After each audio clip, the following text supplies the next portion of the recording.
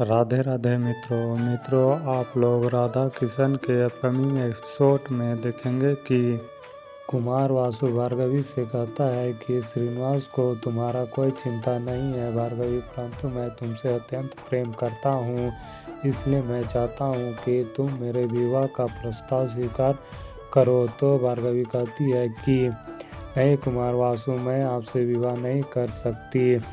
तो वासु कहता है कि तुम वो 2 कौड़ी के श्रीनिवास के लिए तुम मेरा विवाह का प्रस्ताव को अस्वीकार कर रहे हो।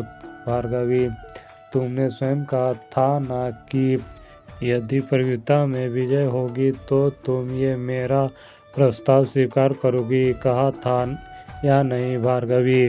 तो भार्गवी कहती है कि जहाँ तक मुझे याद है कुमार वासु, हमारे मध्य ये बात हुई थी कि यदि मैं इस प्रतियोगिता में विजय होती हूँ तो मैं आपके इस प्रस्ताव के विषय में सोचूंगी, किंतु इस प्रतियोगिता में मैं और राजकुमारी पद्मावती समान रहे। ना ही मैं पराजित हुई हूँ और ना ही पूर्ण रूप से विजय हुई हूँ, और मैं जितना भी समझ पा रही हूँ मुझे नहीं लगता कि नियति को हमारा संबंध स्वीकार है, और मेरा भी यही निर्णय है। फिर आप आगे देखेंगे कि श्रीनिवास सोच में होते हुए कहती है कि मुझे विश्वास है कि अब हमारे बीच की दूरियां शीघ्र ही समाप्त हो जाएगी भार्गवी, और मैं तुम्हें विश्वास दिला पाऊंगा कि मैं तुमसे कितना प्रेम करता हूँ। तभी पद्मावती कहती है कि आइए श्रीनिवास, भोजन तैयार है। श्रीनिवास भोजन करने लगते हैं तो पद्मावती कहती है कि आपके मुख में प्रसन्नता देखकर तो ये लग रहा है कि आप भी लौट कर उतने ही प्रसन्न हैं जितनी मैं हूँ।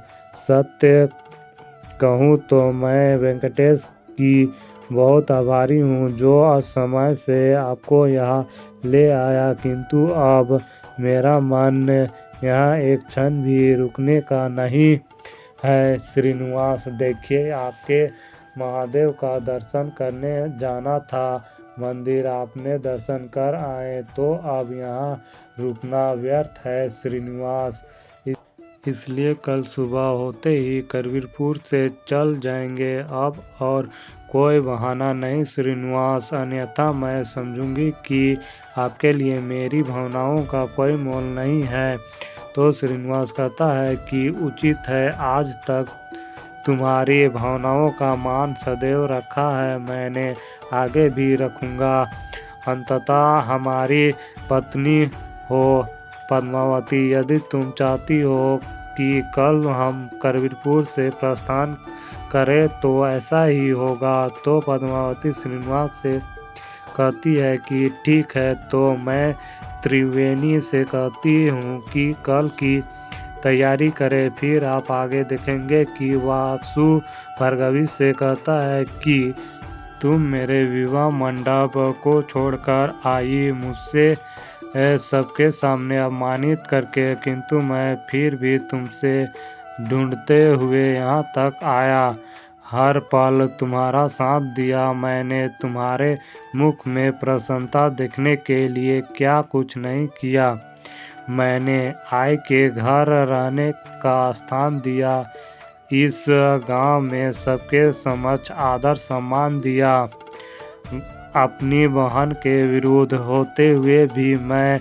तुम्हारा साथ दिया। मैं चाहता था कि केवल तुम्हारा जीत हो।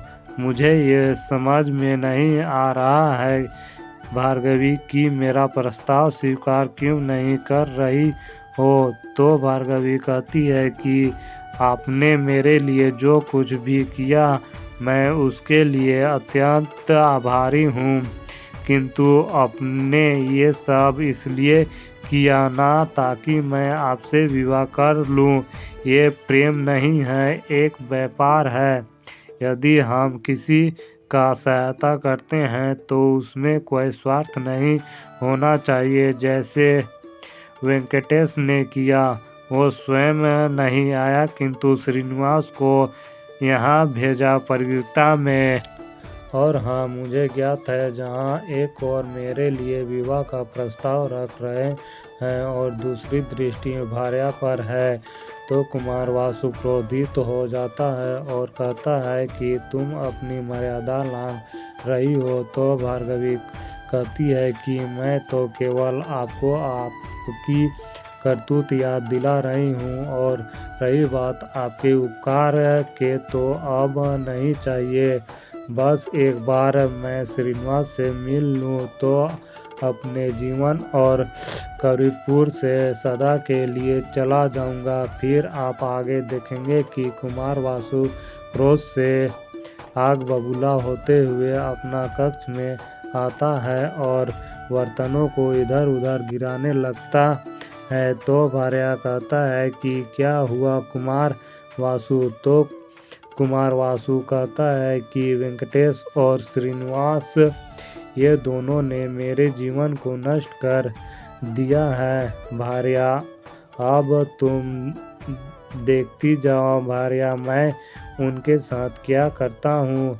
तो भार्या कहती है कि क्या करने वाले हैं ये दोनों से आप? तो वासु कहता है कि वो श्रीनिवास को तो बाद में देख लूँगा, उससे पहले वेंकटेश को पाठ सिखाना होगा। और भार्या का हाथ पकड़ लेता है कुमार वासु और कहता है कि तुम मुझसे विवाह कर लो, हम दोनों कल सुबह ही विवाह कर लेते हैं। तुम आज कहीं नहीं जाओ, मेरे साथ मेरे कक्ष में ही रहो। और वासु भार्या का हाथ पकड़ कर सो जाता है। तो भार्या अपनी हाथ छुड़ाकर कक्षा से भागने लगता है तो श्रीनिवास वहां आता है और अपना योजना के बारे में कान में बताता है। फिर आप आगे देखेंगे कि भार्गवी नारायण के सामने हाथ जोड़कर कहती है कि नारायण, एक बार बस मुझे श्रीनिवास से मिला दो। बस एक आशा है कि एक बार श्रीनिवास मिल जाए और वेंकटेश को मेरी सहायता करने के लिए धन्यवाद करना चाहता हूँ। सहायता कीजिए नारायण, एक अंतिम बार श्रीनिवास को मेरे पास भेज दीजिए। फिर आप आगे देखेंगे श्रीनिवास महादेव को याद करते हैं और महादेव राजा आकाश एवं ऋषि भीरु को अपने अपने बेटियों का स्वप्न दिखाने लगते हैं। स्वप्न में राजकुमारी पद्मावती और भार्गवी दोनों संकट में होते हैं। तो आकाश और ऋषि भीरु सोते हुए एकाएक उठ जाते हैं और करीबपुर आने का निश्चय करते हैं। तो ऐसे ही मित्रों आगे और भी बहुत कुछ देखेंगे। तो अभी के लिए इस वीडियो में इतना ही। तो मित्रों, अगर आप लोगों को हमारी वीडियो पसंद आई हो तो वीडियो को कर दीजिएगा लाइक, और अगर अभी तक आप लोगों ने हमारे चैनल को सब्सक्राइब नहीं किया है तो चैनल को कर दीजिएगा सब्सक्राइब और बेल आइकन को ऑन पे करके प्रेस कर दीजिएगा, जिससे कि हमारी न्यू वीडियो का नोटिफिकेशन आपको सबसे पहले मिल जाए। तो मित्रों, मैं मिलता हूँ जल्द आप लोगों को एक नई वीडियो के साथ। तब तक के लिए राधे राधे।